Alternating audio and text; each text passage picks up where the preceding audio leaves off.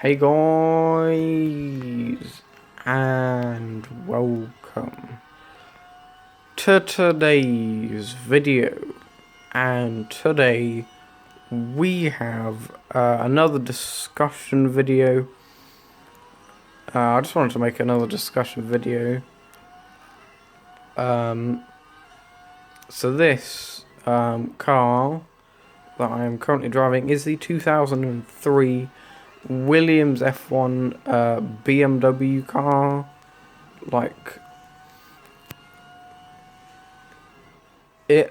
I think the only place on this car that says Williams is on the steering wheel. It also says BMW on the steering wheel. But this car is just pretty much a BMW, to be honest. And I think it's the only BMW F1 car. Actually, no, because there was a BMW Sauber in 2008. But yeah, this car is a BMW and F1 car. It's amazing. And of course, it has the amazing, I believe, V10. Yes, I think it is a V10. I'm very sure it's a V10. If I'm wrong, just tell me, because I'm 99% sure this is a V10. The sound of these cars are just amazing. They have a very, very specific sound. I mean, if you played a clip of a V10 F1 car to me, I would instantly know. Even if I didn't even see the car, if you just played the sound clip and I didn't even see what the car was, I would just almost instantly get it, because my reaction time is shockingly bad. Yeah, these cars are very, very, they have a very specific noise. But the V10 died in, I believe, 2000. I'm going to go 10. I'm not sure. But I do know there was a year where obviously it changed to a V8. And now we have the V6 turbo hybrids. So yeah, I'm just going to change the background. I'm going to change the background every 2 laps. Just to kind of change up a bit. So yeah. Okay, so this is the 2008 McLaren F1 car. It is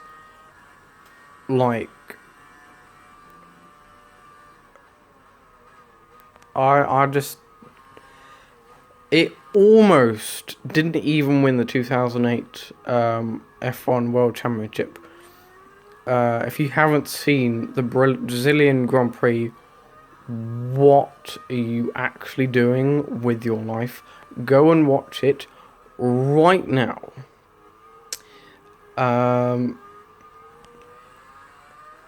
So basically what happened was Timo Glock, in his I think it was I don't know what it was. Was it a Force India or something? I'm not even sure if that was a car in 2008. I'm not really sure what it was. Yeah, but he was driving around very slowly because the weather was just very I think it was rainy and dry, and it was just chaos, really. I think he had wet tires on in the dry or something, or either dry tires in the wet. I think it was dry tires in the wet, actually. And he was going very slowly. And Lewis Hamilton, in this very car, he was driving in 6th place behind Timo Glock, and all Hamilton had to do to win the championship was overtake Timo Glock. He was in 5th. He needed 5th to win the championship. Felipe Massa, who he was battling against for the championship, Felipe Massa won the race, and then it was all up to Hamilton as to whether he would win the championship or not. And on the final lap, on the final corner, he went up the inside of Timo Glock for fifth. That was a very difficult thing to say. For 5th, and he won the championship. So it almost wasn't the championship winning car, but for the rest of the season, for the beginning of the season and all that, it was good. So it's not like it was like not a good car. It was a good car, but yeah, if Lewis Hamilton hadn't got past Timo Glock, well, obviously he wouldn't have been champion. But this car has a very, very specific shape to it. Like, loads of intricate details, like these two little bits sticking out. The front wing has got the little bar going over, these little sharp-looking blade things. A very, very unique and specific shape.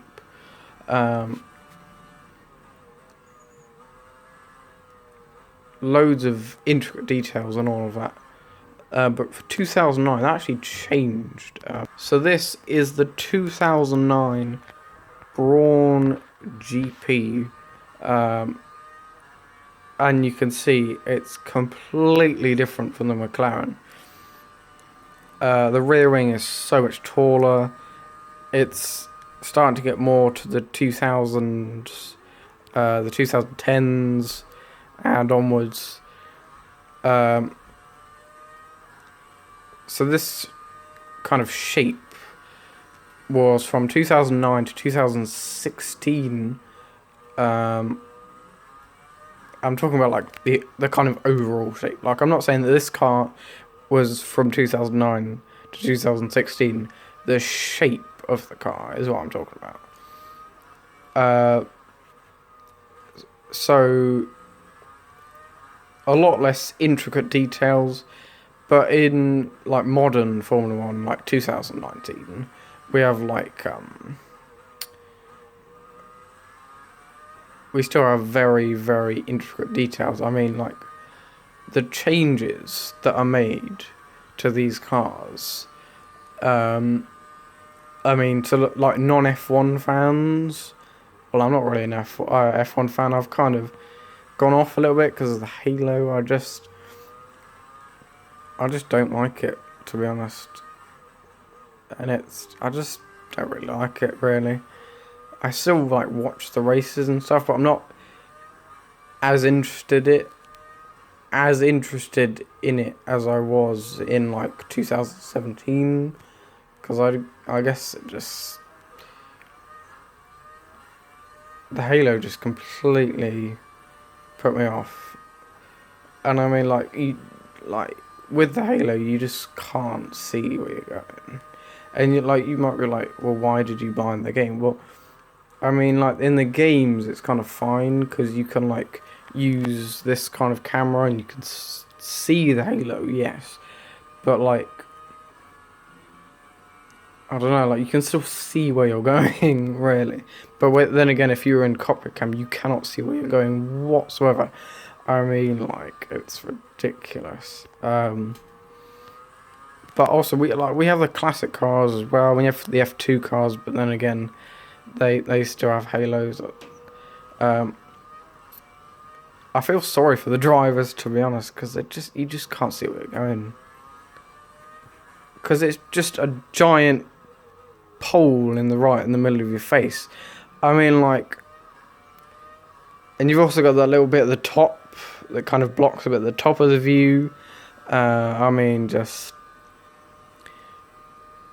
you just can't really see where you're going. But this car, in 2008, Honda actually went bankrupt, and then Ross Brawn bought this car, but bought this team for £1. £1. I'm not even joking. And this team went on to win the drivers with Jenson Button, and the constructors. Rubens Barrichello was the other driver. So yeah. Okay, so we're moving on to some modern Formula One cars. This is the Red Bull Toro Rosso. With Honda as well. The thing about modern Formula One cars is they have ERS, so you basically just like, it's kind of difficult to explain. Like, you can change the mode of the ERS so that you like, so you either go much quicker or much slower, and you might be thinking, well, why would you change it to go slower? Because you can see there 100%. Well, this is time trial, so the ERS for some bizarre reason doesn't go down. I don't know who thought that was a good idea. I would rather have it go down. But it goes down, and then you have to, like, when it gets low to like 5%, for example, you can switch it off completely. So when you brake, you harvest energy, and then you can switch it up to get more power and go quicker, basically. So you need to like carefully manage your ERS. You have to use like the thing about ERS is you literally cannot like forget about it and just stick it in power and let it go from 100% to 0%. You need to constantly be flicking, switching between modes. Like, for example, on a straight, like, so this chicane here, so you see I'm coming out of the chicane, I need to accelerate to get back up to speed, so higher ERS deployment. And now I'm in 8th gear, and I'm not really, like, I know I'm still accelerating, but I'm not accelerating nearly as much as when I'm coming out of like a chicane, like here. Like, look at the miles an hour. We're just it starts to slow down because, of course, there's like, you can't see air, but it's around us, and it's yeah. So, like, if you imagine the friction, like, you can still move through air, but like when you like a bit of oversteer, like when you're going through air, eventually the power of your car and the weight and everything, all of that is very important for how quick a car is going to go. Like, if your car is very heavy and it's got not much power, it's going to have to work quite hard to get through the air. So yeah. Okay, changes the background again. But yeah, eventually it just comes like, it becomes like a brick moving through there. Like, if you imagine a brick, it's got a flat surface. But if you imagine like I don't know, rocket land speed record cars, yeah, they just like the point at the front of the car is piercing through the air. They've got a very aerodynamic shape to just cut through the air and to go quicker.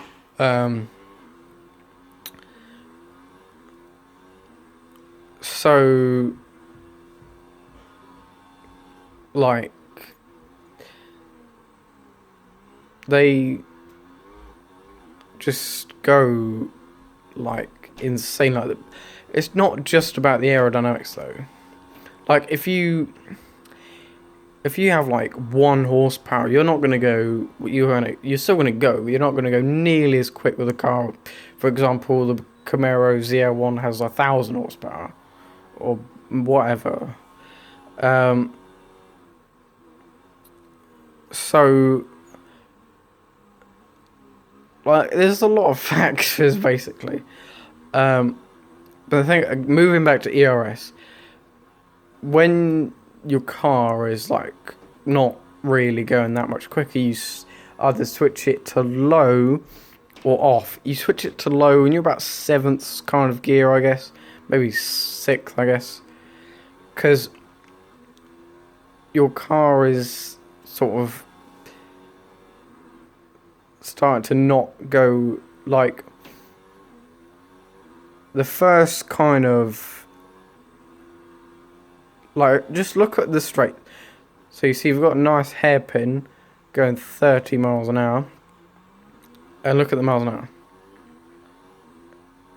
It's going very, very quickly up. Now, see, it's got to 200, 201, 2, 3, 4, 5, 6, 7, 8. Yes, it's still going up, but it's nowhere near as quick. I mean, look at how quick that is.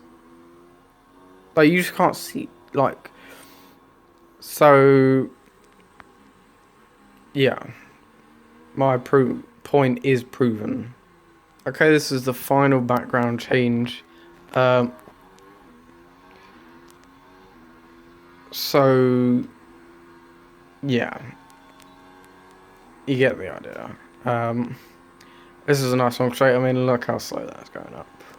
So, if you're in like, so basically, as you're going on along the straight, you need to be slowly adjusting down the ERS deployment.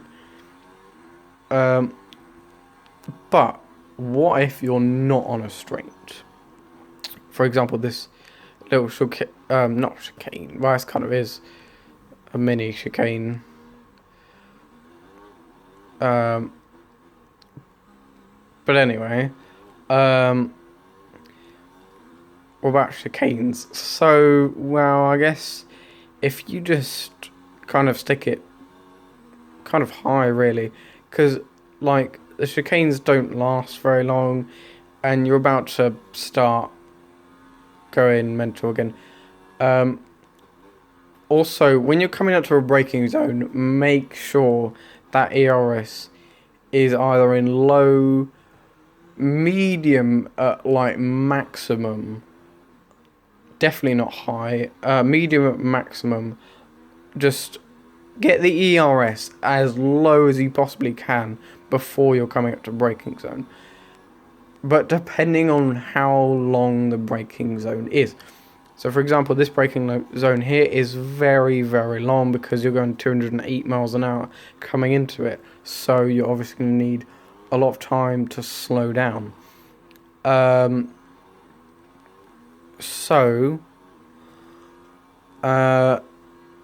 If you've got like a piddly little braking zone, then you can stick it in, for example, medium, or maybe even high, but only if, like, for example, this little bit here, very, very short braking zone, not a very long corner.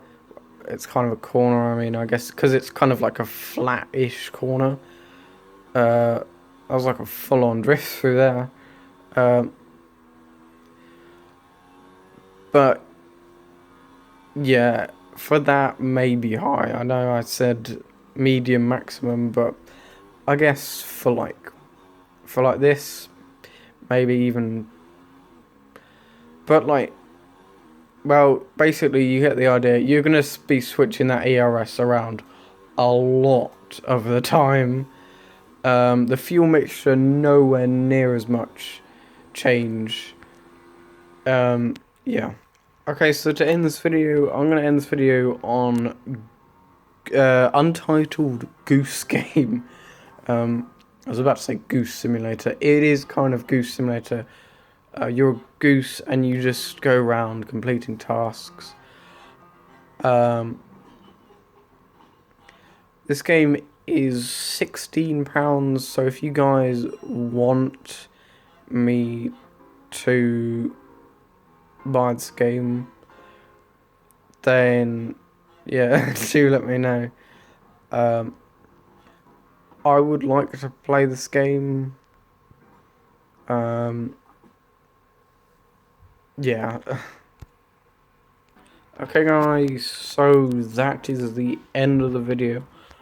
I hope you enjoyed. Remember to subscribe and like the video, and I will see you in the next video.